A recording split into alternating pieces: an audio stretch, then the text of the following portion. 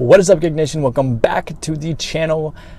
I have some concerns about the economy right now, and they've been starting to pop up for a while now.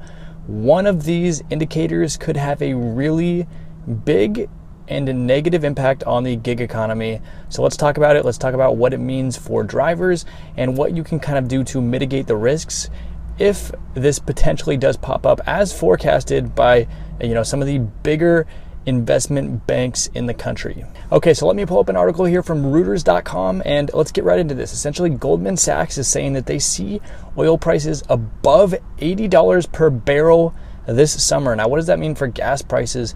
With averages right around slightly above $3 per gallon right now, if we get an increase up to $80 per barrel of crude oil, and I think that it could hit the gig economy the hardest. So if we go back to one of my older videos from just a few days ago, we talked about some things that Doordash was saying in their recent earnings call about not having enough drivers out there on the road, having to heavily incentivize drivers to bring them back on the road, and it was a big concern.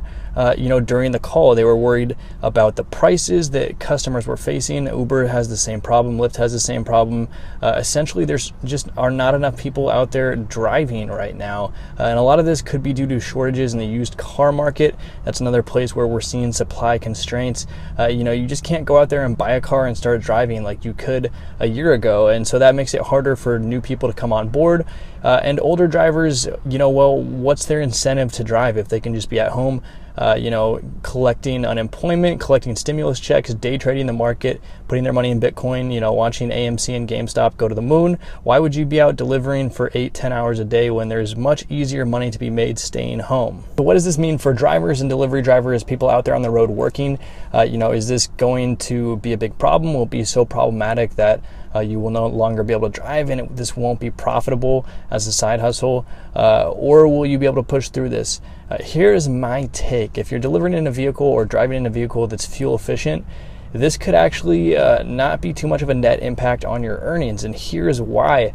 Because obviously, delivering and driving is a supply-demand scenario. So those drivers that have the bigger cars or who haven't thought this through when they started delivering, started driving, they are going to be the ones that are hit the hardest because they're not going to be able to stomach those lower paying offers. But for you as a driver with a fuel-efficient car, you can just move that minimum threshold slightly higher. So you're no longer taking, let's say, $4 or $5 offers. You're boosting that up to only $6 or higher. And as long as we don't hit some sort of threshold, some sort of greater threshold in the economy where consumers start to feel these higher prices, right now all of this is being stomached very well by consumers because there's just so much prosperity out there right now. There's so much growth in wages, in savings, and people want to spend money. So consumers are not too worried about rising prices at the moment. But if we get to a point where things do get a little out of hand, that's when this could be problematic for all drivers. But I don't think this is going to happen. I think we're just going to see, potentially a time period here where oil is expensive over the summer, and where those drivers who thought this through before they signed up and really, decided to go with a fuel-efficient car before delivering, those are the drivers that are going to prosper during these times, and the other drivers might have to sit on the sidelines. But there are options. There are other, things that you can do to make money during this time period if you are worried about gas prices becoming too high. And that's why I always recommend diversifying. I've said it, probably 50 to 100 times on this channel with all the different apps out there, depending on what your situation is. And what I would say is probably the best way to mitigate this is with doing work with moving. Now, I don't usually recommend these moving apps long term because you put a lot of strain on your body, and that's really important. You don't want to mess up your back because that's going to stick with you for a long period of time.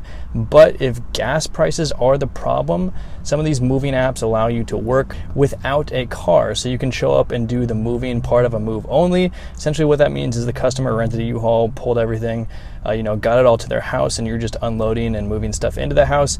You can do this with Dolly, with movinghelp.com, with some of the other apps out there where you don't actually need the car, and it might help to be able to drive your car to that location, but there's public transportation, there's bicycles, there are other ways to get there if you really want to focus hard on keeping your costs low and still generate that income. So that is going to be one of the other options out there that I highly recommend. And it is also possible, if you live in a very busy urban area, close to downtown, that you could actually consider delivering on a bicycle. This is something that I haven't yet tried, but I've wanted to, and I think it sounds slightly entertaining. I think this would be a fun way to kind of get around, enjoy the outdoors, enjoy the weather, and still generate that income. You're not going to be generating as much per day as you would in a car, but on a bike or an e-bike or potentially even a motorbike, you're going to keep that input cost much lower with your gas fees,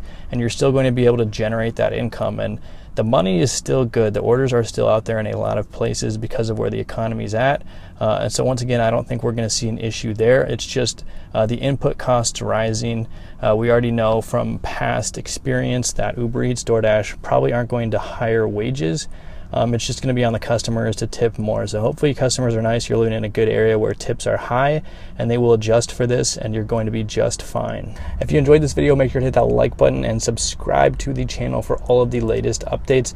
I've got some new video ideas coming up. Let me know what you think. I'm thinking about either accepting all offers on Uber Eats non-stop and just seeing how much money I can make, or delivering for 24 hours non-stop. And let me know about that one pretty soon here, because I'm hoping to get it in before gas prices jump up too much this summer while they're still relatively low. As I mentioned, I am driving in this FJ Cruiser. We talked about that in my other video. So I'm getting like 17 miles per gallon. And if gas prices go up too much, it's going to make it harder to do more of those deliveries.